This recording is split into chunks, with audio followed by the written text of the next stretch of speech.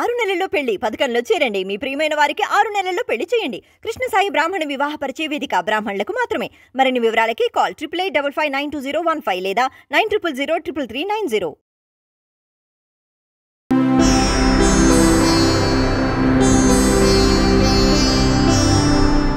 వీక్షకులందరికీ నమస్కారం.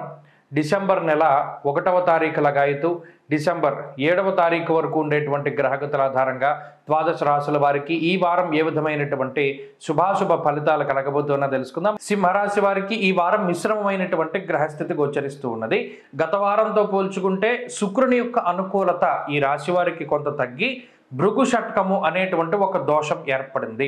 అయితే ఈ స్థితిగతుల వల్ల ఏమవుతుంది అంటే కొంత వచ్చేటువంటి ధనం కన్నా వెళ్ళిపోయేటువంటి డబ్బు ఎక్కువగా ఉంటుంది. అంటే ఆ ధనం అనేటువంటిది కొంత శుభ కార్యక్రమాలకు దైవ కార్యక్రమాలకు ఖర్చు పెట్టినప్పటికీ కూడా గత వారాలతో పోల్చుకుంటే కొంత ఖర్చు పెరుగుతుంది అనేటువంటి విషయాన్ని కూడా దృష్టిలో పెట్టుకోవాలి.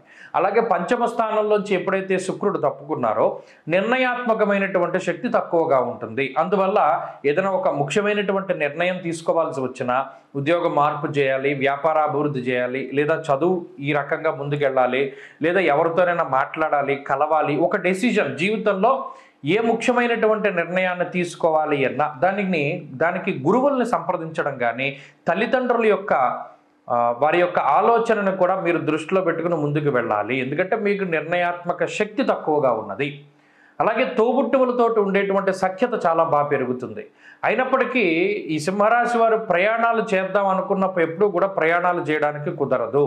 ఎందుకంటే ప్రతి ప్రయాణము కూడా వాయిదా పడుతూ ఉండడం కానీ లేదా క్యాన్సిల్ అవుతూ ఉండడం కానీ జరుగుతుంది. అందువల్ల ఎక్కడికైనా వెళ్ళాలి టికెట్లు బుక్ చేసుకోకూడదు. ఏదైనా అప్పటికప్పుడు అంతగా అవసరమైతే ప్రయాణానికి వెళ్ళాలి, కానీ ఈ ముందుగా టికెట్లు తీసుకునేటువంటి వారికి ఆ డబ్బు పోతుంది తప్పితే ప్రయాణాలు మాత్రం సాధ్యం కావు. ఈ విషయాన్ని ప్రధానంగా సింహరాశి వారు గుర్తుపెట్టుకోవాలి.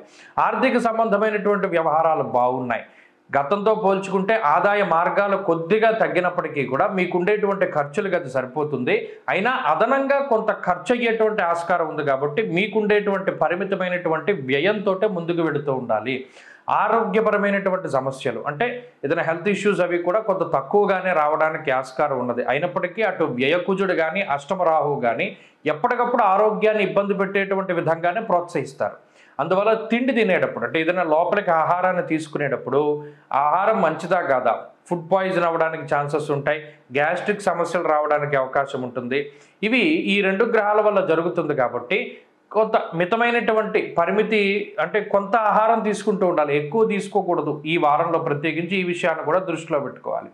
అలాగే ఉద్యోగ వ్యాపారాలకు సంబంధించినటువంటి విషయాలు చాలా సానుకూలంగా ఉన్నాయి. అటు ఉద్యోగంలో కానీ వ్యాపారంలో కానీ మీకు ఏ విధమైనటువంటి ఇబ్బందులు రావు. ఒకవేళ వచ్చినా కూడా వాటి నుండి బయటపడడానికి ఆస్కారం ఉంటుంది. వాటి పరంగా ఇబ్బందులు ఏమీ లేవు. ప్రత్యేకించి చదువుకునేటువంటి వారికి కూడా ఈ వారం చాలా బాగుంది. కాబట్టి సింహరాశి వారి వారంలో మరింత అనుకూలమైనటువంటి ఫలితాన్ని సాధించడానికై సుబ్రహ్మణ్య ఆరాధన ఎక్కువగా చేస్తూ ఉండడం చెప్పదగినటువంటి సూచన. ఈ వారంలో కలిసి వచ్చేటువంటి రోజు శుక్రవారంగా చెప్పవచ్చును. అదృష్ట సంఖ్య 1, అదృష్ట వర్ణము తెలుపు.